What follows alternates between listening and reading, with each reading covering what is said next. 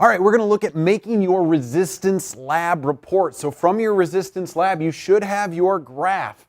And on your graph, you had your points that you measured. You'll also use that graph to generate an equation for this line. And then you'll use that equation for the line to figure out what was the resistance at that 7 centimeter mark. What was that resistance? And so next what we wanted to do is we wanted to measure that resistance directly and then compare what did our line suggest it should be and then where was our actual dot on that. Okay, and we're going to compare those two values. So let's go ahead and look at how I would like you guys to compare those. So we're going to use percent difference.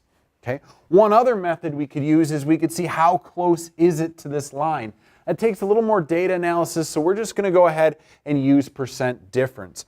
So how do you find percent difference? Is you take the difference between your calculated R, that's the one you got from the equation for the line, and your measured R, that's the one that you directly measured using the multimeter, and you divide it by the average of those two values. So you're going to average your calculated resistance and your measured resistance, and then you just have to multiply by a 100 to get it into a percentage.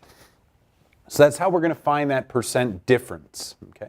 If you would like also to put your dot on here, that'll help you kind of know, is it reasonable? Okay. So if you put your dot on here, your measured 7 centimeter mark, maybe use a different color and my dot is up here, is that percent difference going to be reasonable? Does it look like the others?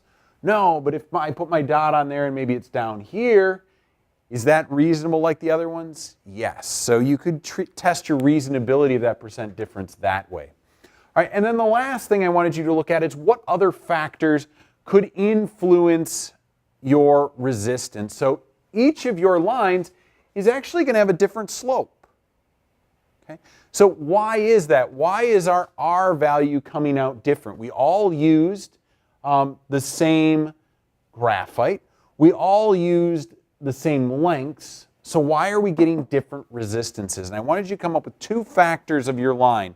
What two properties of that line you drew might affect that resistance? And it has to do with this term down here, the cross-sectional area.